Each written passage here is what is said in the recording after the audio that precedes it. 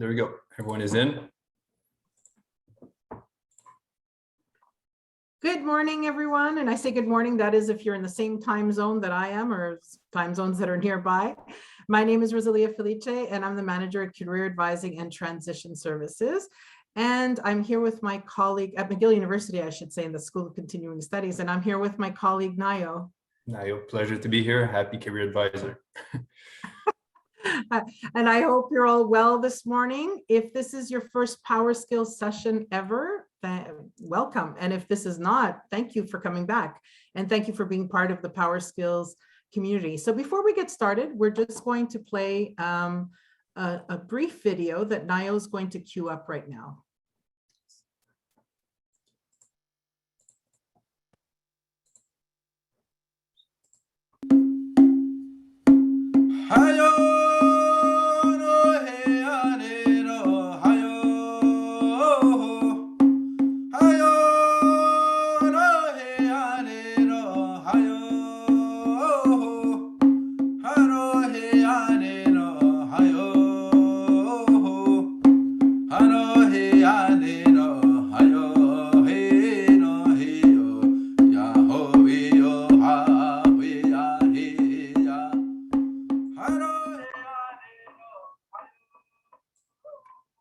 Thank you for your attention. So as you may probably know, this is a land acknowledgement tribute. And the reason we do that is it was one of the 94 recommendations contained in the Truth and Reconciliation Commission of Canada, which I'm sure you heard of.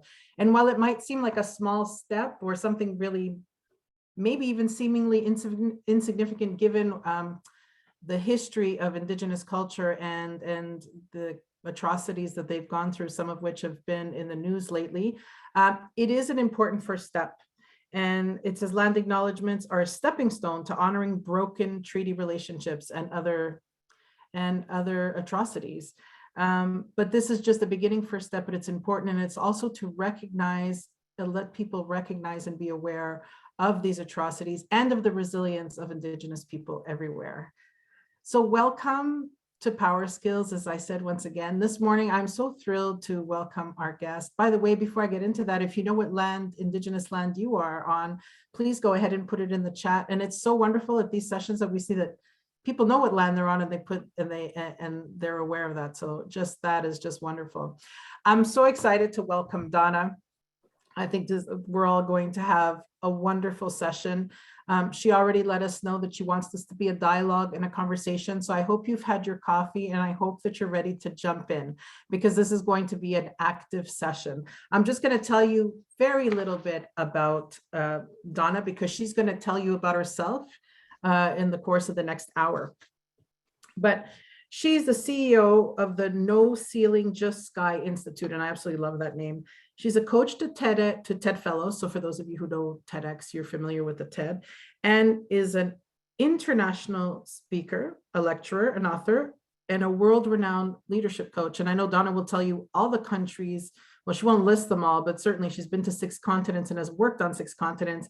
So and I'd like to see that there's people, thank you, here from India. So also let us know where you're from. And Donna has probably worked where you're from. There's a good chance of that. So that's wonderful. So I'm not going to take up any more of your time because I'd love to give Donna all the time possible with you. So everyone, let's please give a warm and enthusiastic welcome to Donna Karlin. Thank you so much. I am actually thrilled to be here today because you have asked me to speak on a topic that's really dear to my heart, and that is the power of a question. And we're going to go really deep with that.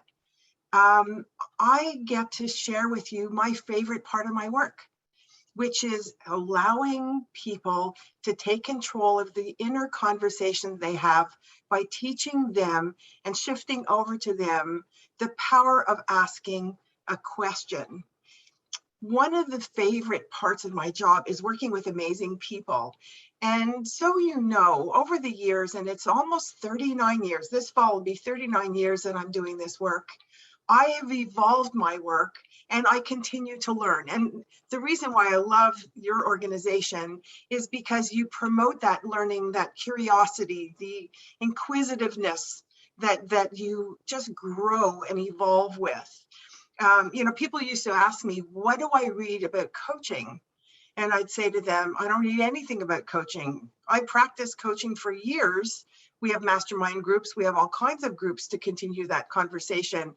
I want to know about people, because it's people that my work impacts. I need to know their stories, what they're living, and each group of people that I work with is dramatically different. And you're going to see that, as I take you on a journey through snippets of conversations and work that I've done with various clients. I can't work with everybody I want to work with.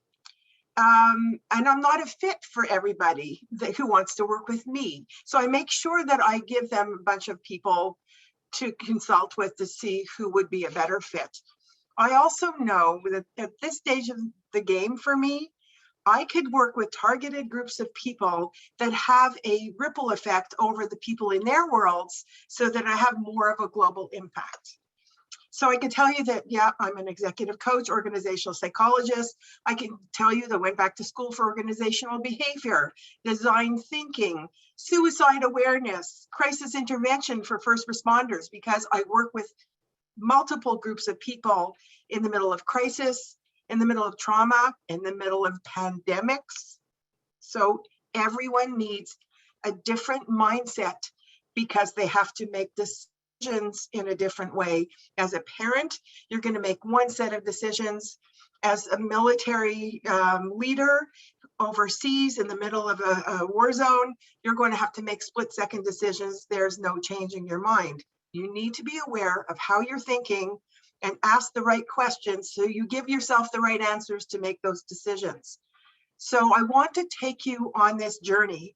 One of the challenges that I'm addressing is that we need to go beyond coaching to becoming reflective practitioners.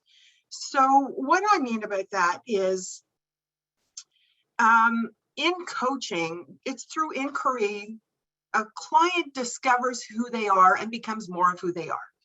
They also see themselves through different lenses because the coach is showing them different points of view that they could process. This is all fantastic. However, we need to go deeper. And there's so many different ways of coaching. There's the more traditional coaching that a lot of coaches still do, the formulaic coaching. We'll meet once a week. You'll share with me what happened. I'll help you process it. Sure, there are great effects, great results of that.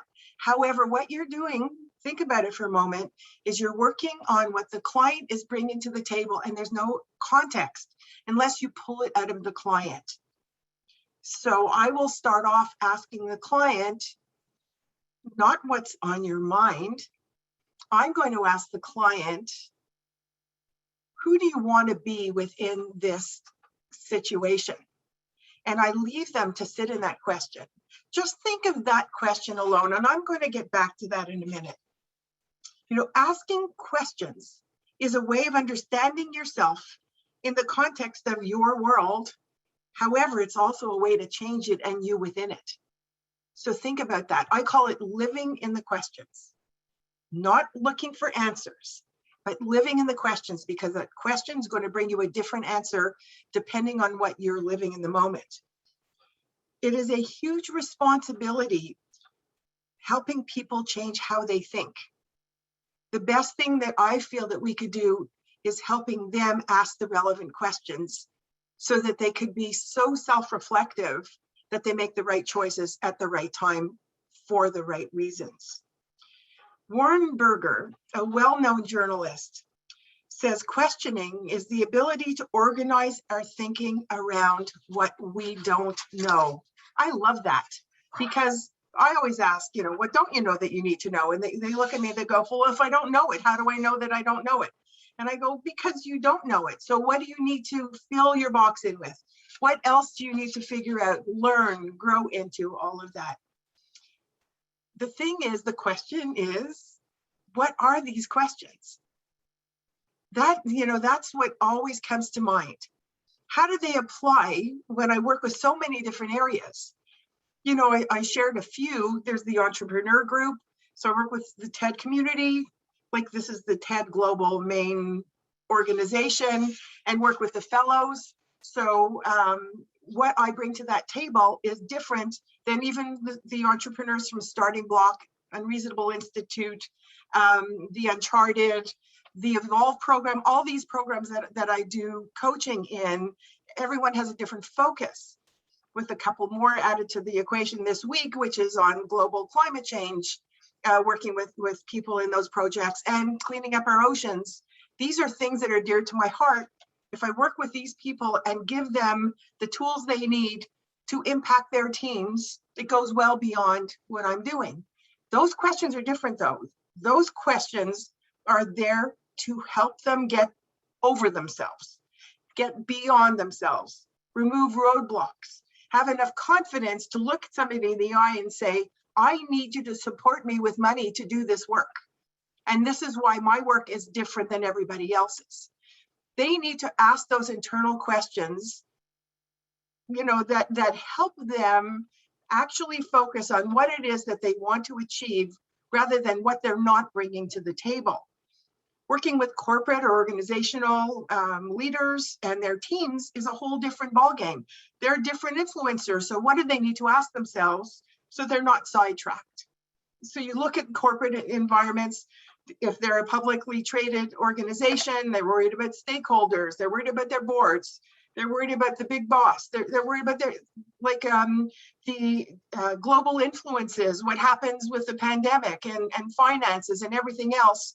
They are constantly influenced by external issues, and they need to literally map out, I call it reverse engineer, what it is they need to achieve regardless. So it's like scheduling in your emergencies. The rest of the world doesn't go away. Actually being able to reflect on what they need to do. One of the questions I ask myself, are you doing what only you can do? Because I can't do everything. You can't do everything. Asking that question helps you do triage as to what are you going to take on, what aren't you going to take on. So for me, I automate everything that's automatable. Why should I waste my time doing administrivia if it could be automated to the extent where it actually works? So calendaring, finance stuff, billing, all of that is automated. So it frees me up. And can my virtual assistant do what I shouldn't be doing? Because that's what she does. That's what she's there for. I can't tell you how many clients go, well, it's faster if I just do it myself. No. You're not growing people. You're not freeing yourself up to do what you need to do. They all ask themselves that question now. Then there's another bucket I work with, which is also work that comes like straight from my heart. It's military, first responders, cops, fire, paramedics, anybody that needs to deal with crises at the same time. It's a whole different set of questions. When I get a phone call from a cop that I work with who says, I just had a call where a 12-year-old just hung himself, that's a whole different set of questions that I'm going to ask him and invite him to continue to ask himself, that is surrounded by what did I do? What can I do even after something so horrendous? You know what first responders are doing in the middle of a pandemic and how depleted they are. What are the questions they can ask themselves? So at the end of the day, they could celebrate what they did, not what they couldn't do. So there are different areas of focus. Healthcare is about processing, not owning somebody's grief, being there and being empathetic, but not absorbing some of the most horrible situations that could happen, because they will carry them with them and eventually crash and burn. So what are the resilience questions that I can ask them? Questions have to fit the people I'm working with. However, the questions have to fit them, and they know when they could best ask them. And if I only have a few minutes available to us in a conversation, how do I make that count? So before I go into what I mean by that, Naya, are there any questions that should be answered at this point? No questions for now. Lots of Excellent. comments. Okay, I want to give people a chance to throw in their 3 cents as we go.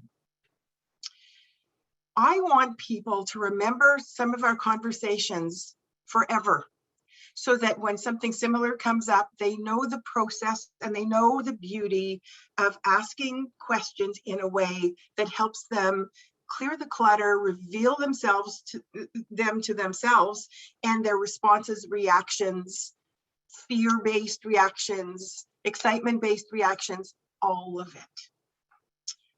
Let me tell you a story about a border guard that I ended up having a conversation with. So just when Nexus came into, well, let me start by saying before Nexus came into effect in Canada, I was traveling pretty much weekly to Chicago, Baltimore, a whole bunch of places in the US to see clients early in the morning, like pre-coffee. That was super painful. And I would go through the customs pre-clearance, and the customs agents would ask me, what do you do for a living? Where do you work? And I would, at the beginning, I told them I'm a coaching psychologist, and I'd get, what team? And I go, no, not sports.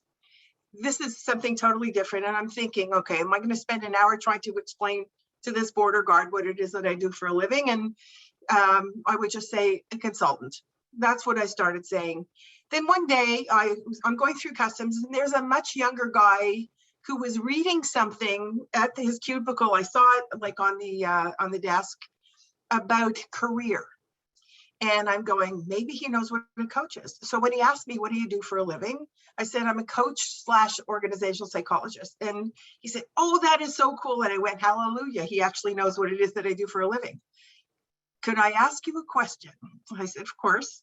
He said, I don't want to be a border guard forever. I want to write policy for our government. I have a degree in political science, but that means I have to go back to law school because that's what you really need to do that in government. And I don't have the money to be able to do that. And I'm not sure I have the time right now to do that. So I said, no, you don't. He goes, no, I don't what? I said to him, my son is doing just what you want to do. He has an undergrad in political science and he has a master's of law. And that's how he's writing policy. He does not litigating, he doesn't have to go to the bar. And he said, could I talk to you every time you come through? I see that you're here every week. And I said to him, sure you can, except you cannot be my border agent because that is a conflict. If you want, to take a break and we go into a side room, happy to have that conversation. You can't be paying me and I can't be using you as a border agent. Fast forward. Nexus comes into play. There's a special kiosk in the Ottawa airport that you go to for Nexus. And the agent there goes, today's your lucky day. And I said to him, what's so lucky about it? I haven't had my coffee. It's 5:30 in the morning. What is so lucky about the day that hasn't even started yet? He said, it's called a lottery. Nexus has a way of keeping you honest in the program. So what they do is they take random people back in the room where all the undesirables are to interrogate you to find out if you're abusing the program. This was literally 2 days after I got my Nexus card, my first trip. So I said, great. And he looked at me, he says, you're happy about it? I said, I'm able to observe people that I wouldn't necessarily have access to. I mean, I do that for a living. Go in the back and I'm waiting for this guy. I see him in an office, questioning people.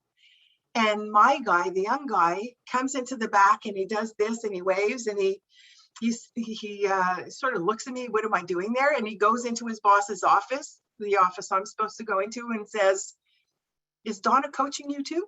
And he goes, what are you talking about? So he says, just ask her what she does. You'll be fascinated.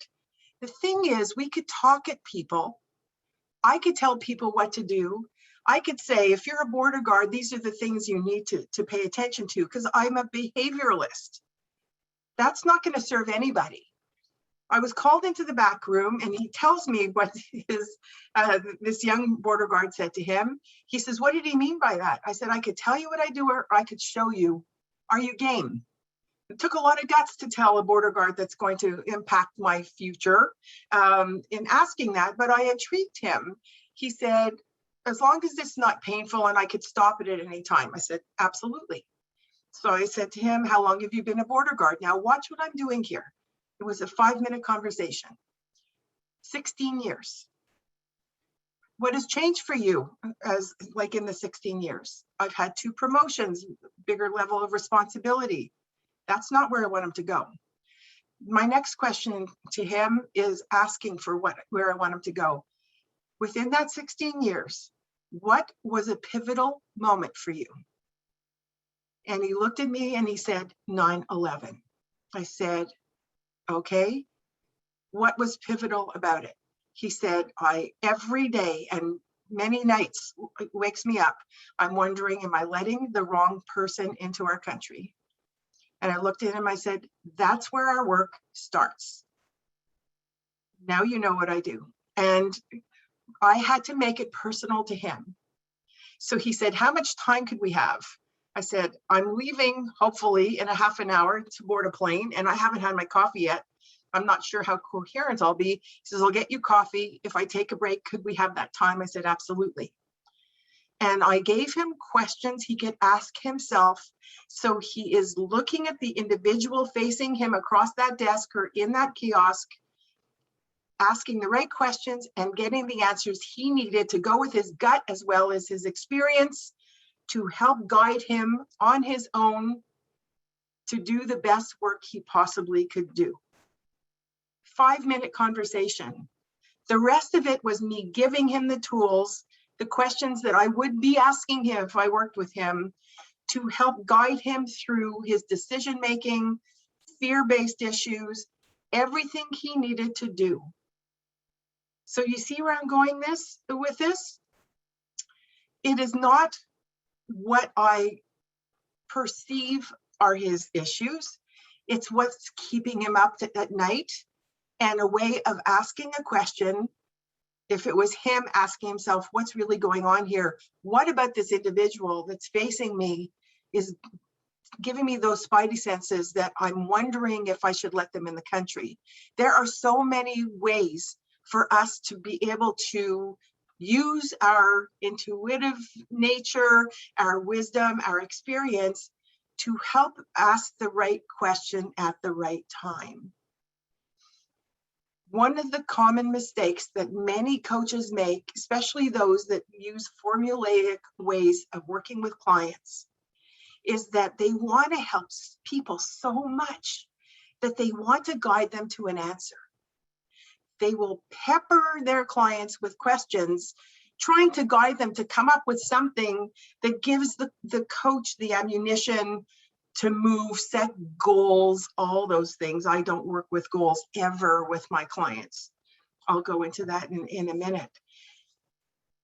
They think that they need to help the client come to some kind of conclusion, answer, draw a line in the sand, set a goal.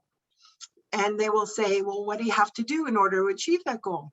What else? What else? What else? Well, some of my clients are going to want to take a 2x4 to the side of my head if I would do that, because I'm forcing them into a corner. Instead, I want to know what is on their mind and why is it on their mind? And what have they done to clear that clutter in order to just dance in real time with whatever's happening? It happens in life too, though. I remember way back when my son was post-op, he had a friend over to help him study. He was in grade 13, and his friend was going to help him, study for the upcoming exams. And I'm hearing, we have wood floors in our house. I'm hearing all this noise coming out of his room, which is telling me there's no way that they're studying. And I figured I'm going to go upstairs and just see what was going on, because my son needed to pass these exams, but I wasn't going to go up and nag him. He's been my guinea pig for like his entire life. I'm going to coach him. And as I'm going up the stairs, the doors open like this much. And I hear his friend Brad say, "We're in trouble now. Your mother's coming upstairs." And I hear Michael say, "Oh, it was just so funny. No, she's just going to ask me some questions." And I tried not to laugh as I'm going up the stairs, knock on the door, and Brad's sort of doing this. And I go, are you making the best use of your time? And Brad looks at Michael and goes, she just asked the question. Michael goes, told you. And so I waited for the answer. I didn't ask it again. And they said, no. So then, okay. And Brad said, that's it? You're not going to scream at us? I said, no, your life, your choice. It's not for me to tell you what to do. You're at the age where whatever you do now is going to impact your future. So my question to you is, are you making the best use of your time? And they said, we will now. And they buckled down and they worked hard. Fast forward, Brad has 2 kids now. And he came over and he said, guess what I'm asking my kids now that they're in school? Are you making the best use of your time? And they now wonder about that. Like, Dad's not here to scream at me that I'm not working hard enough, not studying hard enough. He's asking if I'm making the best use of my time for the commitments that I need to make in order to be successful. That's what it's all about. What are the reflective questions that I could give them that they could use for the rest of their lives? And I'm going to expand on that. I want you to see how you tick, how you think, how you're hardwired in every which way, how some of these questions and scenarios will resonate for you and the people around you, so you can reflect and look at any situation through multiple lenses. Have you ever had somebody ask you a question where you stopped and you said, that is a great question? That happens all the time in my world. And I go, great. There's a reason they're saying that. That reason is because the question was unexpected. It helped me think in a way that I didn't think of before. It's shaking me mentally so I could look at something in a way that I hadn't even considered. So that's a great starting point. Sometimes I will say, and this is a question that I use all the time. I don't always know where my clients are at. It's not for me to say what happened, since the last time we talked, because if they're angry about something that happened 10 minutes after our call or our meeting, then you had the whole week for it to fester. Instead, I will ask them something that will help them reflect on what they really want to think about. I have to go deep. It's really asking them, who do you want to be within this situation? What's keeping you up at night or what's on your mind? What are you focusing on? I want to know what they're so laser focused on that the rest is not occurring to them. And I don't go there, I go everywhere else. And you could see the frustration because I'm helping them see a broader picture through the questions I ask. So they start asking themselves, what am I not seeing? What am I not paying attention to? What does the conversation have to be? How do I want that other person to feel after we've had that conversation? These are questions that serve us every single day. Sometimes, a question is expected, or they know that I'm going to help them process things in a myriad of ways. Sometimes I'll ask them a far-fetched question when they're having the worst day of their lives. And I will say to them, are you enjoying your day? And they want to literally throw something at me and ask, are you out of your mind? I know I have their attention. How do you ask somebody if they're enjoying their day, if they're in the middle of probably the worst scenario of their career? Because if you don't enjoy what you do with it, it's going to come back to haunt you. I want people to play with crises, not treat them with no respect, but play with how they could deal with it. I want people to dance in chaos in the middle of crises, trauma, whatever it is. When my son was post-op after one of his surgeries and was braced to 80% of his body, his surgeon said to me, he's not allowed to laugh. Could you imagine telling a teenager they can't laugh? No comedies. He's only allowed to watch documentaries on TV. I went, seriously? The kid's going to be laid up for like a month and you're telling me he can't laugh and watch anything but documentaries? no. I said to Michael, I'm going to teach you to laugh without moving your body. And he sort of looked at me and said, okay. I did. 5 minutes after he was discharged from the hospital, he looked at me as we were walking up the ramp at Ronald McDonald House and said, could I take a shot down the slide? I mean, the kid is braced up the yin yang, has a halo around his neck, has do not touch written all over his body. And he wants to know if he could go down the slide at Ronald McDonald House. And the two of us just killed ourselves laughing, but he didn't move his body while he did it. It was a silent laugh. And the surgeon started screaming. And I said, do you think the screaming is going to stop him from having a sense of humor? Ask him what he needs to do in order to protect himself while still being able to laugh is where the conversation goes. So again, I know I'm bouncing all over the place. What I want to impart on you is no matter what the situation, there is always a question or a reflection that we could ask ourselves in order to protect ourselves, move, percolate on something, look at possibilities, whatever it was. Part of it is the question, who's in your head? Now, I'd like you to take a moment and think about that. Who is in your head at any point in time when you're about to make a career change? Is it something that you're choosing to do? Is it somebody in your mind saying, you should be doing this? You're so good at this, you should do this as a career. People telling you what you should do rather than you being in your own head and saying, this is what I want to do. What is amazing is when I'm able to help people shift the responsibility of asking the questions they need to ask in real time, I'm not needed anymore. And that's when I know I'm successful. In the 38 plus years I'm doing this work, I have been called at home twice. My clients know not to call me after hours or at home. They call me in my office, they email me, whatever it is. There are caveats to that when I was working with people in the middle of the war in Afghanistan or in a war zone in other areas, or after a plane crash and they were investigating. They knew they had access to me through text or through a quick call. They never called me in the middle of the night though, except 2 clients did, because I was in their head. One client called at midnight because her husband passed away unexpectedly. He was her best friend as well as a husband of 30 years. And her kids said, call Donna, she's going to help you through this. And she did. All I did was ask her, I want you to keep the question in mind, what can I do for you right now?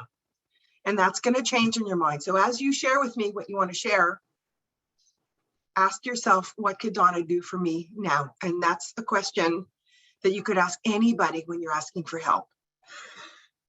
Excuse me. The second client, it was 3 o'clock in the morning. This is a great illustration of the work that we do in transferring the responsibility of questions. 3 a.m. the phone rings. It's my client who's an ambassador in the field. And I said, why are you calling me at 3 in the morning? Like I was coming out of a deep sleep. And he said, you're in my head, so I figured I'd wake you up and tell you. So I said, thank you so much for that. Couldn't you wait till morning? He said, no, because I want you to know, because of all the work we've done, I was able to talk down 2 hijackers. I was on the verge, the Prime Minister was on the verge of flying in to help us deal with this, and I talked them down. I was able to ask myself the questions I needed to ask to stay absolutely centered, focus on what I wanted as a resolution, and to help the hijackers see that it was not in their best interest to do this because they would not ultimately get what they wanted. So I wanted to celebrate with you because you were in my head, and I said, I'm firing you. You don't need me anymore. And he said, for now, maybe we'll take a step back, but I still want to brainstorm with you how I'm using what you've taught me over the years. Could you imagine, before we did our work, he would have looked at what are the policies, what do I have to do, who do I have to call in, dealing with the energy, the fear-based decision making that, you know, oh my God, what if they do steal the plane with all these people on it, and you could work yourself up to such an extent. Instead, he was able to take himself through a series of questions. What do I really need to know? What do I need to ask them to help them take a pause and press the pause button and share with me what's really going on, so that they could see that I'm listening? And that's how he was able to talk them down. They were at the end of their rope and didn't realize that they were reacting and thinking that this was the answer when it certainly wasn't. Patrick Rothfuss, he's an award-winning author. He said, it's the questions we can't answer that teach us the most. And boy, do I agree with that. They teach us how to think. If you give a man an answer, all he has is a little fact. Give him a question and he'll look for his own answers. Think of how profound that is. So I want to start with the foundational questions, and I'm going to be going fast and furious through some of these questions. I'm going to invite you to jot them down because we're going to use them all towards the end of our session. What is the question you want to ask? You want me to ask you right now is often what I ask a client, rather than what's on your mind, what's keeping you up at night, all of those questions, which work as well. But I really like them to choose where they want the conversation to go to start off with. So that's a powerful question. However, I think it's even more powerful when we ask it of ourselves. And think of the difference. What is the question I need to ask myself right now? What does that do? Right in the chat box, when you ask yourself the question, what is the question I need to ask myself right now? What does it do? It helps you press the pause button. It helps you stop and say, what do I really need to do now, rather than diving into the deep end and then having to come up for air, okay? It's that pause button. It clears the clutter. It helps you say, stop. Let's see what else I have to do. It diverts you. You know, when I was a kid, if you asked me what I wanted to be when I grew up, I'd tell you a musician, but that's it. You know, you ask little kids, I want to be a firefighter, I want to be this. Do they know what that entails? My question to clients and to people I work with is, who do you want to be? That's a whole different question. I wanted to be someone on stage playing with a world-class orchestra to give people pleasure in my craft. I wanted to immerse myself in that which I loved more than anything else, which was music. I wanted to work my butt off so that I could be chosen as somebody who could do that. At 12, the only thing I knew was piano. I studied it from the age of 4. Did I want to play with an orchestra and piano? I didn't connect those dots. As I turned 16, told my teacher exactly where he could go because he just kept signing me up for competitions. That's not why I studied piano. I quit and started studying percussion, and then went to McGill. The thing was, and don't do the math, please, in the early 70s when I started the program, there were no females in percussion. Thankfully, McGill was so forward that all their auditions were done blind. So I was a number, didn't have a name. They couldn't see me, they could only hear me. And I was so appreciative of that because I would not have had a chance of getting into the program.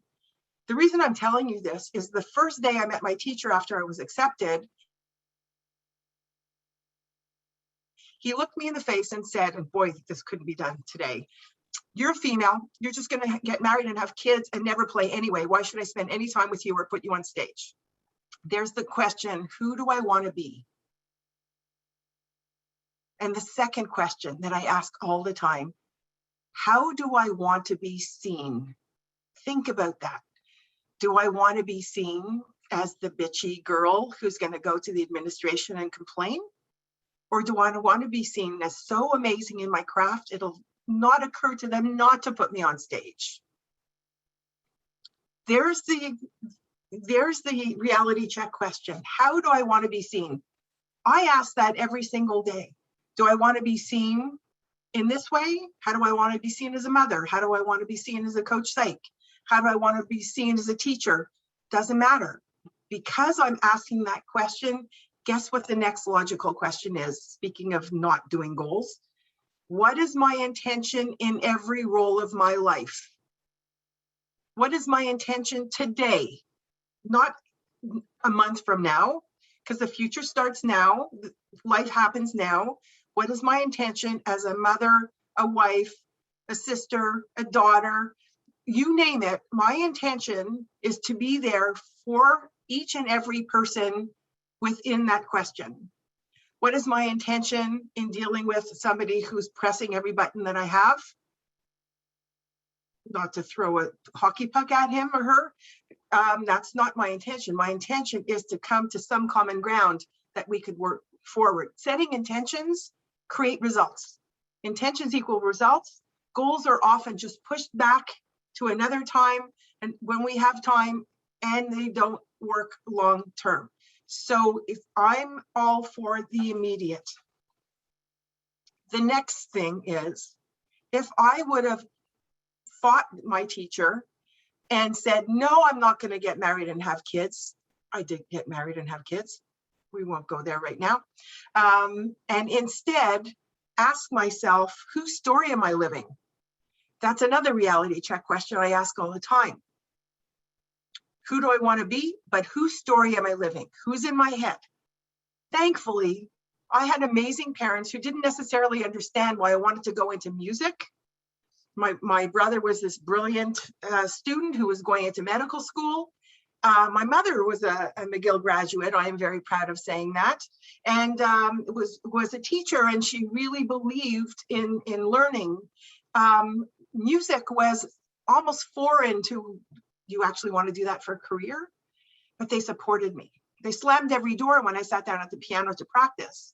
And heaven knows, when I started percussion, they just were thrilled when I was practicing snare drum in the basement where it went through all the vents. The thing was, I wanted to be seen as the best in my craft, and I got there. I got my orchestra job. I got to the place that I wanted to be, until circumstances stepped in. My son was born. He had medical issues, and I had to give him my resignation.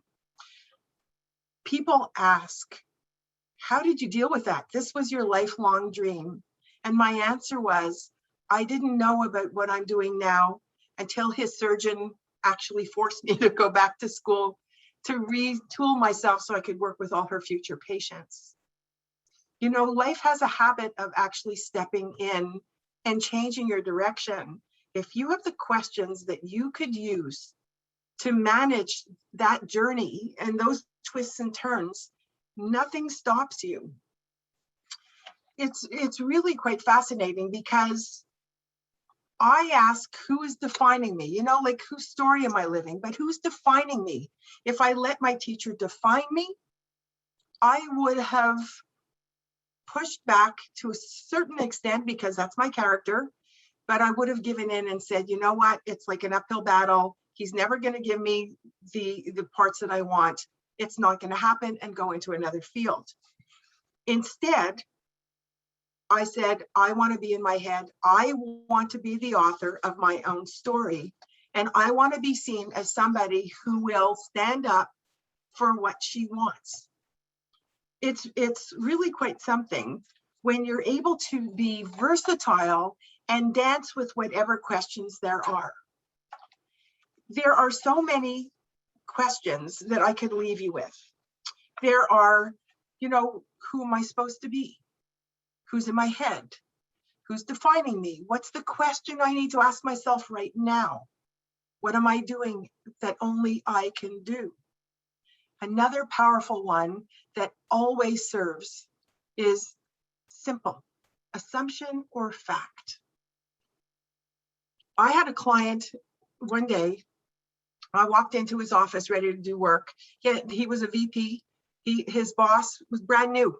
He was there about 3 weeks.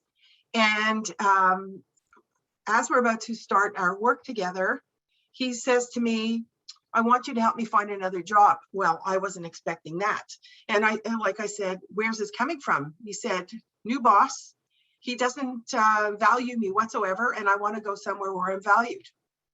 Because we all want to go somewhere where we're valued, right? And I said to him, I'd worked with him for a long time. So super blunt, that's me. So the boss said to you, you're an idiot with nothing whatsoever of value to add to the organization. He looked at me and said, what happened to non-judgmental coaches? I said, no, I'm just reflective. I'm asking if the boss called you an idiot. And he said, no, he didn't. I said, well, where's it coming from?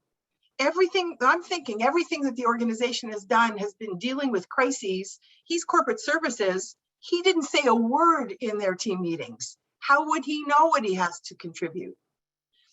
I didn't go into all that with him. I said to him, assumption or fact? He said, what is that supposed to mean? I said, think about it for a minute.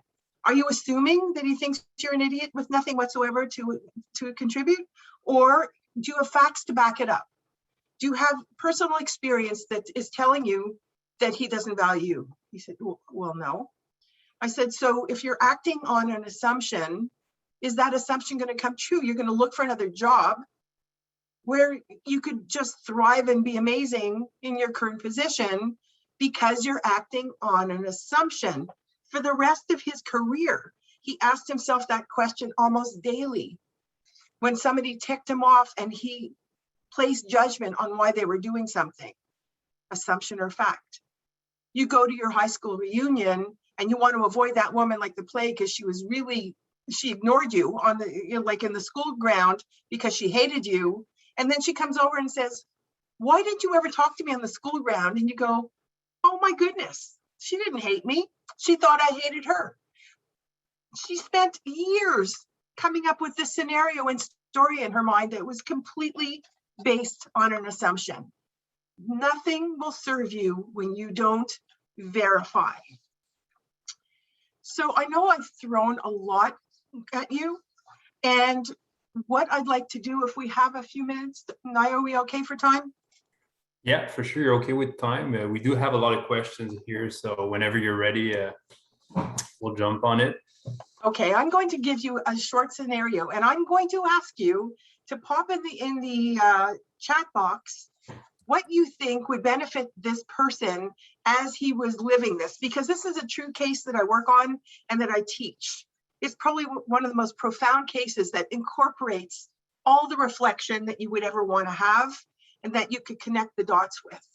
You game? So I want you to be George and everyone else around George. So be the observer and be George. And while I'm telling you his story, I want you to jot down what could you have asked yourself to have a different response, okay? And true story, and I was not the coach, just caveat, because I get screamed at a lot after I share this. So let me give you some background. 20 years ago, George was approached by a man who wanted to start his own company. He had backers, financial backers, and he needed a man to be controller for the company, someone to help him get it off the ground. So he approached George, who gladly took on the challenge of getting the company off the ground. He considered it his company. He got there early and he stayed late. He didn't take many vacations. He ran in whenever there was a problem, and he was the first one at work every day and the last to go home for 20 years. That's the background, okay?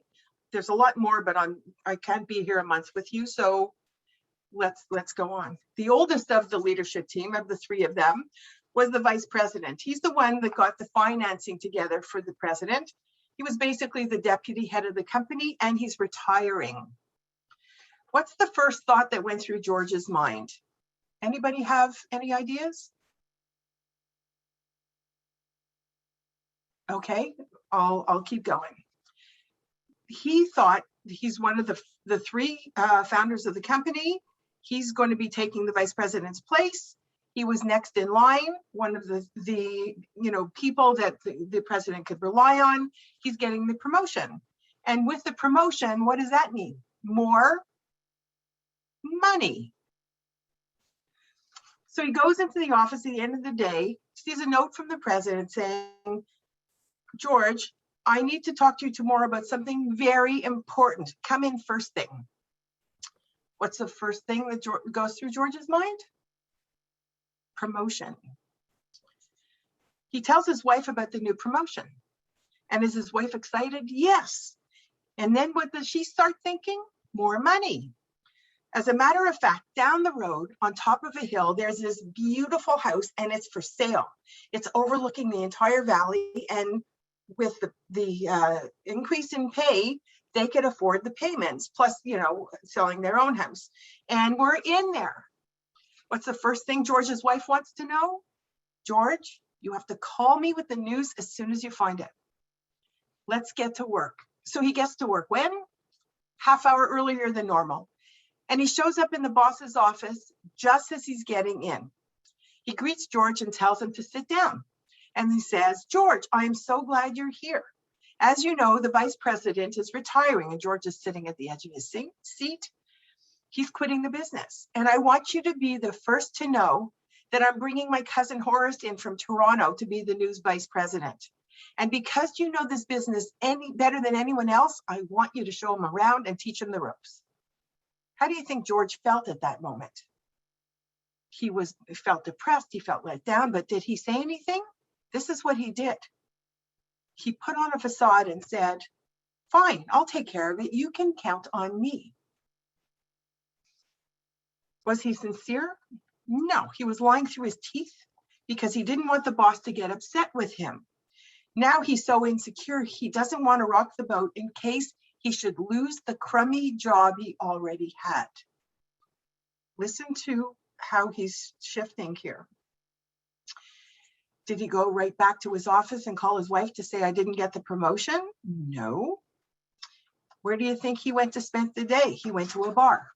This is a true story. He got absolutely drunk. His wife was trying to reach him all day. Got home at 2 o'clock, totally plastered. And how does his wife react? She's angry. She was scared. She didn't know what happened to him. He didn't call her, didn't give her any news. She's really angry with him for not getting the promotion, but who else is she angry at? She's angry at the boss because he gave somebody else the promotion, and that's getting worked up. And she's angry at Horace because he just got the job that George should have had. So she's angry at all kinds of people. What time does George get into work? This time an hour later. Why? He's worked 20 years and he deserves that extra time in bed. Now he's starting to react to the circumstances, and he knows it, but he doesn't really care. And when he starts to react, he becomes even more unprofessional. The boss is upset because George is late, but he doesn't say anything because Horace just arrived and he's eager to introduce him to George. And he asks him to introduce him to all the guys in the plant. And the guys are angry because George has just shared that he was, he missed getting the promotion. And because he was with them through thick and thin for 20 years, they're angry on his behalf, and they pretty much ignore Horace. And he kept saying, it's okay, it's not your problem. They knew that it was a big issue for George. Anyway, President's wife comes into the boss's office later in the afternoon with the boss's wife and says, we just bought a house. It's that big house overlooking the valley at the top of the hill. Well, George is going, that's it, I'm dead. And he goes to a bar again and spends the night getting plastered. I can't tell my wife. She's already mad at me for not getting the promotion, and now she's going to be angry that her dream house is now somebody else's. So what happens?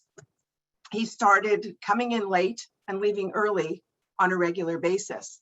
After all, he put in his time, he deserved it. He started playing the ponies and started dipping into petty cash because he deserved it. He put in 20 years. And then one day he's caught with his hands in the till, and the boss has no option but to fire him. George got fired from the company he loved, from the company he gave a good part of his life to, and he felt it was his.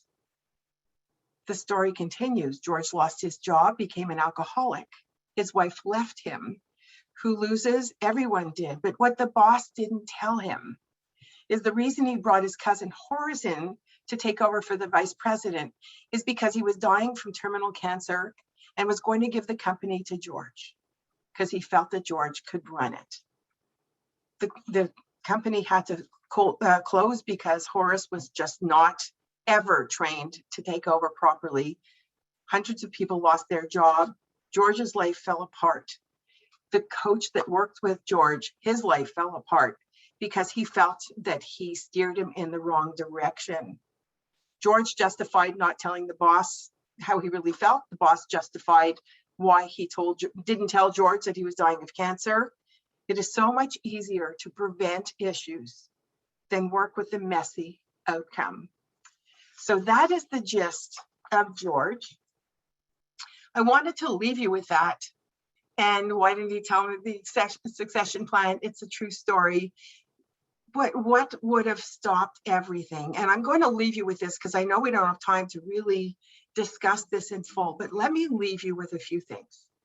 One, all the coach had to do is ask George, are you assuming the job is yours? What do you know to be true about that before you go and make any other decisions? The answer would have been, I don't have anything in writing. I don't know for a fact. That would change the direction. However, if George asks himself those questions, am I assuming that I have the job? What do I need to do to do the job well? Who do I need to speak to? What is the information I need? What is the conversation I need to have with my wife? All the reflective questions that would help guide him through this rather than jump from assumption to assumption to assumption, not deal with issues as they come up and say, what do I need to address here until everything breaks down? Do you see the power of questions? That's where everything starts. We have a couple of minutes. I want to open it up to questions, and I believe that you'll have my contact information to write me, at least through LinkedIn or whatever. You could send me messages and I'd be happy to answer. What are some of the questions that have come up that you'd like me to answer? So if you have any questions, please feel free to list them in the chat, or you can raise your hand and ask them directly. Donna, I'd also like to let you know that we have a few minutes buffer if you're open to staying a bit later. Absolutely. Amazing. Who would like to go first?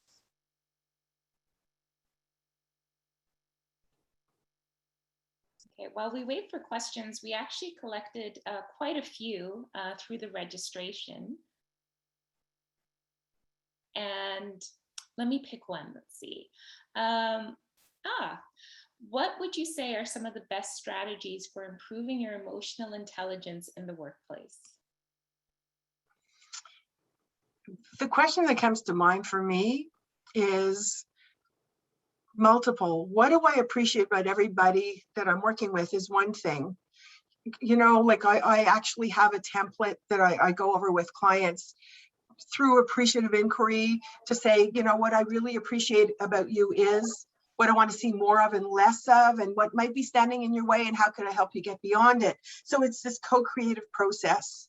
Emotional intelligence is the appreciation of everybody around you, those that push every button and then some, and those that don't, because they are all learning experiences. So, you know, and ask some of the questions, like, if I'm going to have a conversation with this person, how do I want them to feel after it? Because that's going to help you guide the conversation in a respectful way. You know, that's a very broad question. I hope that helped answer it a bit. Thank you so much for answering that.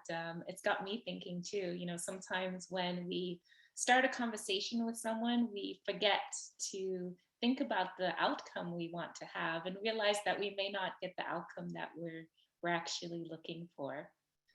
Michelle had a question. When I ask myself who I want to be, there will be lots of people in my head. My mom, professional people who for helping others and helping family. It seems there's a lot of roles in my head. So how can I keep my goals? How can I keep focused on my goals and without necessarily going off track by trying to please all of the people in our lives? When you try to please all the people in your lives, you're not pleasing anybody, and you're definitely not pleasing yourself. So you should know, full disclaimer, my mother is on this session, and I'm so thrilled that she is on here. And I would not hesitate to share anything about this question, even though she's here. We have disagreed over the years. Heaven knows she used to say I would not to her, and then did what I wanted, which was something that was not necessarily easy for her to handle. I always tell people that I do, and I actually demonstrate this. I do things out of choice, not obligation. When you do things for other people, or have them in your head and think you should be doing something in a certain way, or for a certain reason, or for the benefit of the whole family, they ultimately know that you're doing it reluctantly. When you do things from choice, I call my mother every day, not because I have to, because I love our conversations, and I am so blessed to have her in my life. I check in with my brothers. I check in with my family, my great aunt who's over 100. Like it's unbelievable. I enjoy that. And they know I don't do it out of obligation. They do it because I want to. And when you get to that point where you do things because you're choosing to do it out of the joy of your heart, that's what creates very strong relationships. I also have, and I know I'm going to open myself up to a ton of email, like a model that I share with a lot of clients. Are you responsible to people or for them? When you have everybody in their head and doing things because you think that you need to do it for them, you're relinquishing your own responsibility and giving it into the hands of somebody else. So if anybody wants it, I don't know if there's a vehicle, Valerie, to send it through the organization, or you could write me a note through LinkedIn, and I will be happy to send that model to you if it's something that would interest you. Because it really helps you like reset how you think about things. Thank you so much, Donna. So I'm going to collect your links and put them in the chat for you. In the meantime, we have a question from Joanne. So when we're presented with a situation, we need to ask ourselves some questions before we assume. She would like to know, are there any questions to avoid? Oh, that's a really good question. There you go. I covered that in my talk. That is a really good question. Questions to avoid are those that box you into confirming what you already know. How's that? You know, when you are asking yourself a question to validate what you're already thinking, that's not going to help you open up to what you need to consider and the peripheries. And if you can't come up with something to ask yourself, you call somebody, an advisor, a friend, somebody who you trust, and say, this is what's coming to mind. Am I not seeing something? And help them help you get through it. If you're asking a question to validate what you already know, that's the internal dialogue of the deaf. You're not going to learn anything. If you ask yourself, what don't I know that I need to know? What do I need to confirm that I haven't confirmed? What is some of the pieces of the puzzle that are missing for me? And then go back to what you need to do. That's where it's going to serve you. Amazing. Thank you so much, Joanne. Let us know in the chat if that helped. We also have another question from Everett. What is the practical way to make a habit of asking questions? I tend to react first and then ask questions afterwards. How do I turn that around? You could do both. So, you know, I live in a world of it's not an either or, it's a yes and. How do you do both? That's my question to you. Like, you're going to react, you're going to go with your gut. I don't know how you're hardwired. I do psychometric assessments for that kind of stuff. But if you're hardwired as a react, you know, let's think on my feet kind of person, then ask questions concurrently with the action. People who think that way often do, I'm going to dive in and fix the screw ups later, if there are any. And that's what they tend to have to do on a regular basis. Instead, I look at how do I course correct on a regular basis. I work with my clients actually to do that with their staff, with their people, to course correct, not have these feedback sessions where they go, you know, I can't hear anymore. It's let's tweak this, let's tweak that. So as you're acting, how could I steer? Like, where's another way I could go? Ask yourself to divert. Ask questions of yourself to divert and not just go from A to Z. And that's going to help, but do it concurrently. You don't have to relinquish one for the other. Phenomenal advice. Thank you so much, Donna. We're going to take a couple more. Vince would like to know if when you're talking with your clients, do you discuss living their lives with purpose? Living their lives with purpose? You know, it's a timely question. I'm working with a colleague of mine to resurrect and update a program that we did years ago called the 5 Keys to Mastery. The first key is discover your passion. I believe that you are what you do and vice versa. And, you know, it's determining that where everything else unfolds. I don't do coaching psychology as a job. It's a calling. My issue is more, how do I disconnect often enough that I could replenish my energy? Because I could work 24/7 and really do wish there were 100 extra hours in a day. That's not going to help me. That's not going to help me be immersed in the world that I'm trying to help. So ask yourself, how am I when there's nothingness? That's when you're going to know that you're in a really good place. How am I where I don't have to do anything, where I don't have to be everything to everybody? How am I taking care of self? These are the questions that I ask of myself, because people say, do you ever sleep? Yeah, I sleep. Okay, sometimes I wake up at 3 o'clock in the morning because my mind's going, but I force myself to go back to sleep. I might jot down a note or two, but I force myself to go back to sleep because I know I need it. So self-care is huge. Living your passion is where you are not working, you're playing.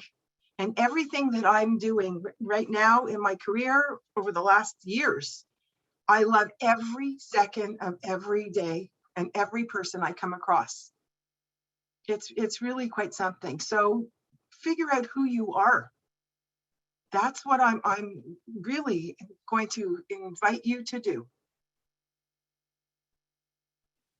Thank you so much, Donna. And so thank you so much for sharing that in terms of what your purpose is and being able to articulate that for us.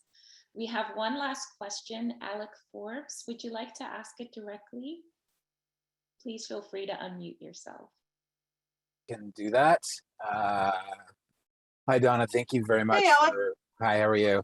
That was a great talk, and I'm really stimulated mentally at this point. So my question, and I hope it seems appropriate, you had talked to some extent about asking yourself how you want to be seen. And working with a lot of other currents in psychology, there's a lot of emphasis put on not worrying about what other people are thinking about you, because it's very almost paralytic. So there's a bit of a dichotomy there. I'm taking your question for now as asking more about self-image, but I'm wondering if you'll expand on that a little bit. I really appreciate this question. Thank you. We're on the same path. When I say, how do I want to be seen? I want people to see me as true to myself and not assume that I need to be everything to everybody based on what they think. So I want to be seen as not afraid. I want to be seen as open. I want to be seen as somebody who could stand on her own 2 feet. It's not one of my mottos, okay, which is going to speak to what you said, is what somebody else thinks of me is none of my business. Not everybody's going to like me. Not everybody's going to appreciate me. I can't keep changing myself to invite that into my life. So you're absolutely right. A lot of people look at self-image and everything else. I tell people the world needs you. They have that other person and that other person and that other person, but they need you. They need your unique life experiences and your knowledge and your expertise and you, because you have a gift that only you could give because of who you are. So if you try to be everything to everyone, you're not going to be anything to anyone. You know, I tell people, don't try to be an expert. Try to shine through your talents and become more of who you are. And that's going to help elevate you and appreciate what you could give to the world. You're never going to be viewed as the greatest thing since sliced bread to everybody. You're not. You know, get over yourself if you think that that's possible. You know, I look at the stories that people tell themselves about how they have to be or should be. Stop shoulding yourself. Just be yourself. That's what I say. I hope this is helpful, but you know, I think a lot of it is parallel and not either or. It's similar to saying to somebody, don't say that you could put yourself in somebody else's shoes. You absolutely can't. They have unique life experiences that you could never understand. But what you can do is walk next to them, and you could be a witness to their life, and you could invite them to be a witness to yours, not a competitor to it. I hope that was helpful. You're on mute, Alec. Great. Thank you very much. That was great. Okay. Thank you very much. Thanks for asking. Thank you so much, Donna. We've come to the end of the session. We really appreciate you giving us even more of your time by staying to answer questions. Thank you for being part of Power Skills, such an insightful, educational, and inspirational talk. And from the overflow of appreciation in the chat, it seems our audience really enjoyed listening to you. They've learned from you today. To our audience, thank you for joining us today for this session of Power Skills. We look forward to seeing you at many more. This is day 3 of 4, so we hope to see you around in other sessions. Donna, thank you so much. It's been Thank you for asking me. It was such an honor. Thank you. Enjoy the rest of the day, everyone. Bye, everyone.